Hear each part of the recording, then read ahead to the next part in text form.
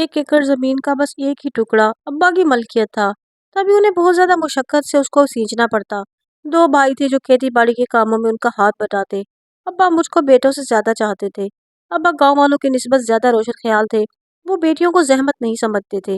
जहाँ देहात में औरत ज़ात को इंसान का दर्जा नहीं दिया जाता, वहाँ मुझको पढ़ाने के ख्वाब दिखाया करते। वजह ये थी कि मेरी भाभी 8 जमातें पास थी।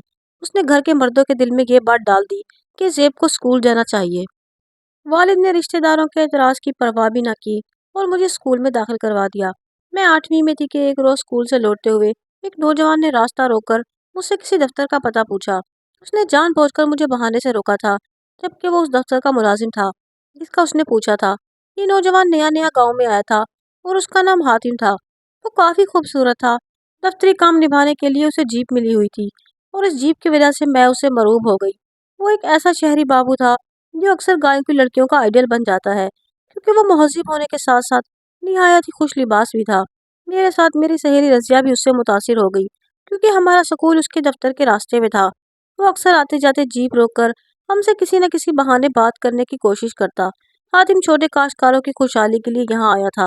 वो खेती बाड़ी से मुताल्लिक अमूर में किसानों की काफ़ी मदद करता और इसी वास्ते उसने मेरे वालिद और भाइयों से ताल्लुक़ इस्तवार कर लिया।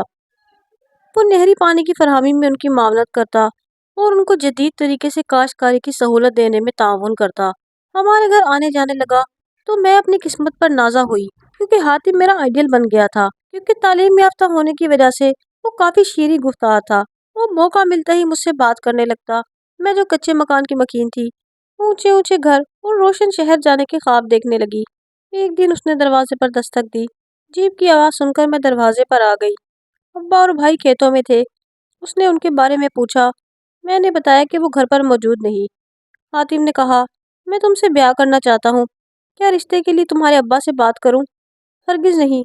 वो भी तुमको मेरा रिश्ता ना देंगे और मेरा स्कूल जाना बंद करवा देंगे। मेरी मंगनी मामू के बेटे से हो चुकी है। मैं 6 बरस की थी, तब से ये रिश्ता वट्टे सट्टे का है। भाभी मेरे मंगेतर की बहन है और ये बंधन नहीं टूट सकता। फिर कैसे मैं तुम्हें हासिल करूँ? क्या मेरे साथ तुम शहर चलोगी? मैं तुम्हें रानी बनाकर रखूंगा। बंगला, गाड़ी, नौकर चाकर सब कुछ होगा। तुम वहाँ ऐश करोगी। एक लम्हे को सोचा कि हाँ कह दूं, चलूंगी, मगर कैसे? वो मुझ पर छोड़ दो। अच्छा तैयार रहना, मैं तुम्हें जल्द ले जाऊंगा। वो आने वाहिद में मेरे ख्वाबों में रंग भर के चला गया और मेरा दिल मचला ही जा रहा था। उसके बाद एक लम्हे के लिए भी मेरी सोचों ने मुझे चैन ही नहीं लेने दिया। ऐसा लगता था जैसे खुशकिस्मती की लॉटरी निकल आई हो। रज़िया से मशवरा किया तो वो बोली, इस सुनहरी मौके को ज़ाया मत करो। यहाँ गांव में धूप और धूल मट्टी के सिवा रखा ही क्या है। लेकिन रज़िया तू तो जानती है, वालिद और भाई देहाती रस्म व रिवाज के पाबंद हैं। फिर हातिम का ख्याल छोड़ दे। सीधे स्वभाव तो वो तेरी शादी उससे करेंगे नहीं। तेरी जगह अगर मैं होती ना, तो मैं अपने मन चाहे महबूब के लिए साथ जाने के लिए हर शय छोड़ देती। सच कहते हैं, सहेली का मामलात आगे बढ़ाने में बड़ा ही हाथ होता है। शायद मैं सिर्फ सोचती ही रह जाती, मगर रज़िया, उसने ऐसी बातें की कि मेरी हिम्मत ही बढ़ गई। मैं देहात की जिंदगी से बचकर शहर जाने के लिए राजी हो गई। रज़िया ही उसके बाद मेरे और हातिम के पैगाम का वसीला बनी। यूं हातिम ने मुझे सोचे समझे मंसूबे के तहत शहर भिजवा दिया और खुद गांव में मौजूद रहा, ताकि किसी को उस पर शक न हो। यूं मैं अपने प्यार करने वाले बाप और भाइयों की नामोज को रोनती सुनहरे ख्वाबों के साथ गांव से शहर आ गई। चंद दिन तो हातिम के एक रिश्तेदार के घर रही, तभी वो वहां आ गया और उसके रिश्तेदार ने उसके साथ निकाह पढ़वाकर मुझे उसके साथ रवाना कर दिया। हातिम मुझे जब अपने घर लाया तो मैं उसे देखकर हैरान रह गई। उफ, मैं कितनी बेवकूफ़ थी। उस शख्स से पूछा तक नहीं कि तुम शादीशुदा हो या गैर शादीशुदा। घर में वो अकेला मौजूद ना था। उसकी बीवी और 3 बच्चे भी थे। ये कोई बंगला ना था, छोटा सा 5 मरले का घर था जिसमें सारे अफराद रहते थे। कोठी, कार, नौकर चाकर, ऐशो इशरत की जिंदगी सब फरेब था। मुझे देखते ही उसकी बीवी किसी पागल की मानिंद मुझ पर झपटी, लेकिन हातिम और उसकी माँ की मुदाखलत पर पीछे हट गई। मेरी सास ने कहा, क्या हुआ जो मेरे बेटे ने दूसरी शादी कर ली? क्या मर्द दूसरी शादी नहीं करते? माशाल्लाह हातिम की अच्छी नौकरी है। मालदार ना सही, 2 बीवियों को पेट भर के रोटी तो खिला सकता है। गोया उसने मेरी सौतन को बताया कि ज्यादा जोर आवरी दिखाई तो तलाक दिलवा दूंगी। सास से मुझे कुछ ढारस मिली, लेकिन वो अक्सर ही शादीशुदा बेटी के पास रहने चली जाती। तभी सौतन के गाज़ो गज़ब का निशाना मैं बनती। जब भी हातिम ड्यूटी पर होता वो अपनी नफरत भरी गुस्सैली आंखों से मुझको मार डालने की चालाकियां करती। जब शौहर घर आता तो मैं उसके कोने कुदरों में रोती और सिसकती मिलती। शुरू दिनों में हातिम ने बीवी को दबा कर रखा और मेरे दिल जो ही करता रहा। लेकिन जब 3 बेटियों के बाद उसकी पहली बीवी ने बेटे को जन्म दिया तो उसकी बीवी की लगामें छोड़ दी। यही नहीं, और वो उसके साथ मुझे भी गुस्से में धनक कर रख देता, क्योंकि रोज के लड़ाई झगड़ों से उसका सुकून तो बर्बाद हो गया था।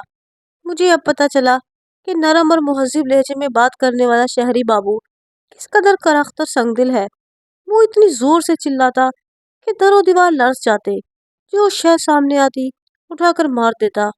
ये वही शख्स था जिसने मुझे मोटर बंगले और ऐशो आराम के ख्वाब दिखाए। यहाँ ये आलम था कि उसके बच्चों के साथ मैं भी इस घर में दाखिल होते हुए इधर उधर छुपने की कोशिश कर रही थी। जब उसे मैं उसके वादे याद दिलवाती तो वो मुझ पर गालियों की बौछार कर देता। सौतन ताने देती कि घर से भागने वाली लड़कियों का यही अंजाम होता है, धोबी के कुत्ते की तरह। अब ना तुम घर की रही हो ना घाट की, यहाँ कौन तेरी इज्जत करेगा? जब शोहर ही तुम्हें दो कौड़ी का जानता हो तो तुम्हारी क्या इज्जत है? वो सच ही कहती थी। हातिम के जज्बात वक्ती थे। जब मेरा कुर्ब पा लिया तो वो मोहब्बत खत्म हो गई। अब सास भी कह बैठती तो अपने माँ बाप के घर सुखी न थी, जो इनकी इज्जत खाक में मिलाकर यहाँ चली आई।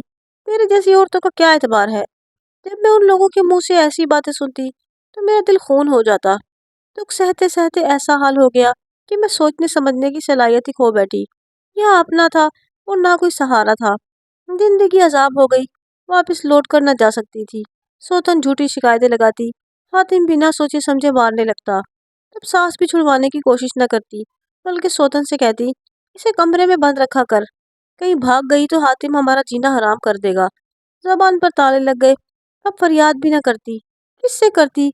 हातिम से। कि वही तो था जो कभी मेरे सपनों का शहजादा था और अब अपना भयानक चेहरा लिए मुझ पर सितम ढाए जा रहा था। मेरा कौन था जो इस जालिम से हिसाब लेने का सोचती और रोती थी। रमजान का महीना शुरू हो गया। हातिम दौरे पर गया हुआ था। सोतन ने मुझे जगाया और कहा, उठो, माँ के लिए सहरी तैयार करो, उन्हें रोजा रखना है। मैं आंखें मलती उठी और सहरी तैयार करने के लिए किचन में आ गई।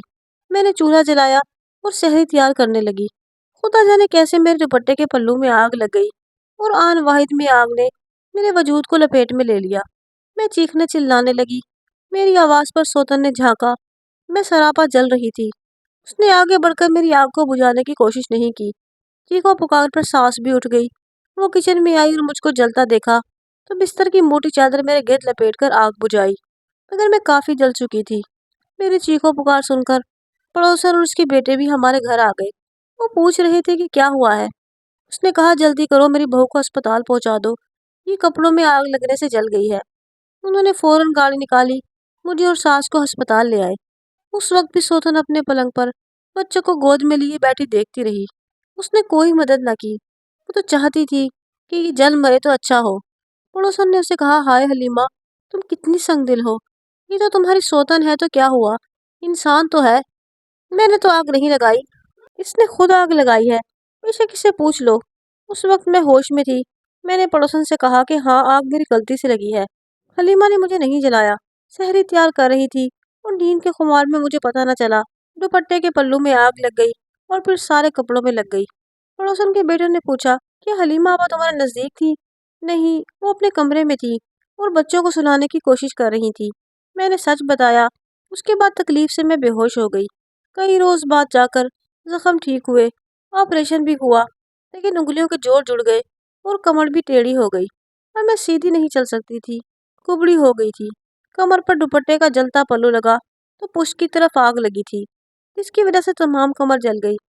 साल भर तक ऊंधे मुंह लेटती थी। पड़ोसन की बेटी कहती, ये लोग तुम पर इतना जुल्म करते हैं, तो मौका था तुम उनको फंसा सकती थी।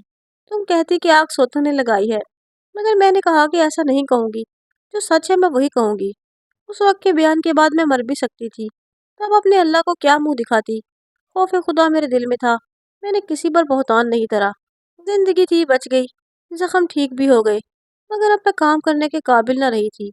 दोनों हाथों को जोड़कर उनमें गिलास दबाकर मुश्किल से पानी पीती। हाथों की उंगलियां जलकर इस तरह जुड़ गई थी कि सब्जी काट सकती थी, न आटा गूंद कर रोटी बना सकती और ना ही हांडी में चम्मच चला सकती थी। झाड़ू, सफाई, कपड़े धोना, कर्ज कोई काम नहीं कर सकती थी। मेरा काम भी मेरी सास किया करती थी। और वो मुझे भी पीटती।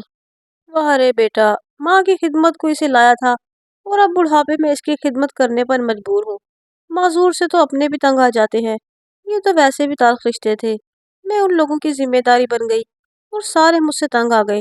आखिरकार पड़ोसन ने मेरा अहवाल मेरे घर वालों को भिजवाया और फिर बेटे के साथ जाकर मेरे वालिदैन और भाइयों से मिली। उनके दिल में रहम जगाया, वास्ते देते और मुझे माफ कर देने की विनती करते। माँ तो हाथ सुनकर ही छपक पड़ी।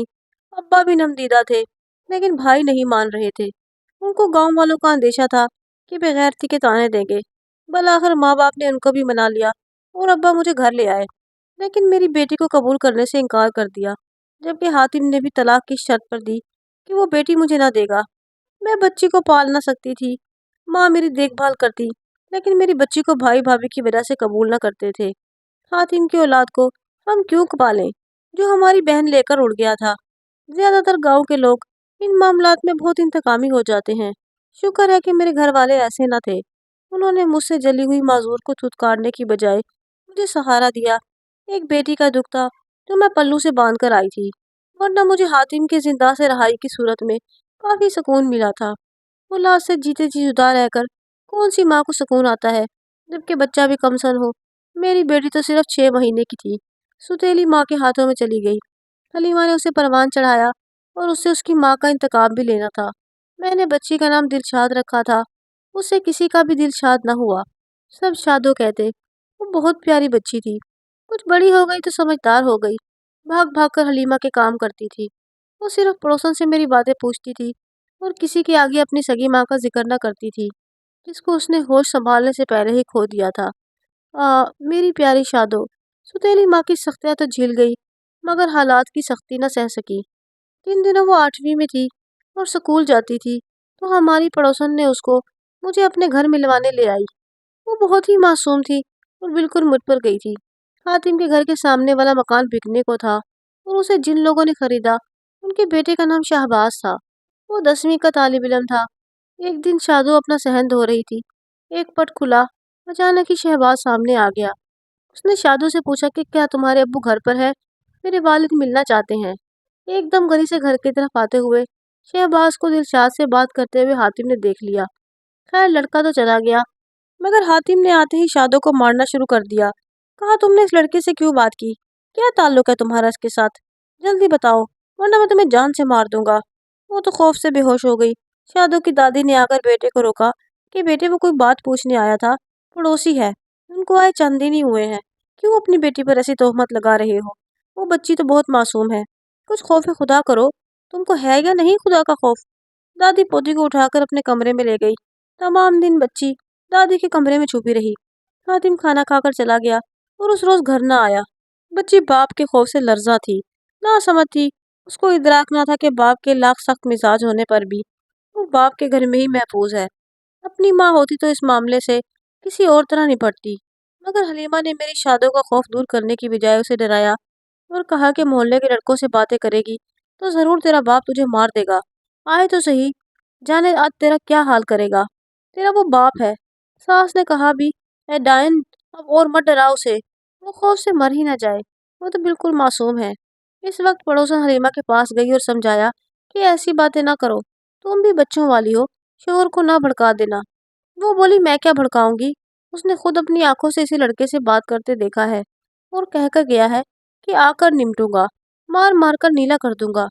उस रोज मेरी बच्ची ने एक लुकमा खाया और ना कुछ पिया। तभी जबरदस्ती दादी और पड़ोसन ने 2 दिन पानी के घूंट उसके हलक में डाले। ये तमाम हाल भी हमारी पड़ोसन रहीमा ने मुझे बताया। हातिम तो शायद गुस्से में था, इसलिए घर ही नहीं आया कि कहीं गुस्से में शादू को मजीद कुछ और न कह दूं। दादी और हलीमा सो गई। डर की मारी शादो सुबह अजानों के वक्त दरवाजा खोलकर घर से निकल गई। जाते हुए एक खत लिखकर पड़ोसन के सहन में दीवार से फेंक दिया कि मैं किसी के साथ भाग कर नहीं जा रही, सिर्फ अब्बा के डर से जा रही हूँ कि आकर वो मुझे मार न दे। पड़ोसन ने गांव आकर मुझे बताया कि हातिम बाद में बहुत पछताए कि हमसाये ने उसको बताया था, तुम्हारा पूछने के लिए मैंने अपने लड़के को भेजा था, तुम्हारी बेटी सहन धो रही थी, उसने उससे पूछ लिया। जो खो जाते हैं वो कहाँ मिलते हैं। फिर कमसन लड़की जात, ये दुनिया इंसानों की कहलाती है, मगर इंसानों के जंगल में इंसान कम और भेड़िए ज्यादा हैं। न जाने किस बात की मुझे और हातिम को सजा मिली। کہ ہماری معصوم بیٹی پھر کبھی ہمیں نہ مل سکی، نہ جانے کہاں ہے۔ آج تک یہ سوال دل میں ریشے مارتا ہے۔ میرے جلنے کے زخم تو بھر گئے، مگر من کا زخم نہ بھرا ہے اور نہ ہی کبھی بھرے گا۔ مجھے امید ہے کہ آپ کو یہ کہانی اچھی لگی ہوگی۔ کہانی اچھی لگی ہو تو میرے چینل سیڈ وائس کو ضرور سبسکرائب کریں۔ میں انشاءاللہ ایک نئی کہانی کے ساتھ کل پھر سے حاضر ہوں گی۔ اللہ حافظ۔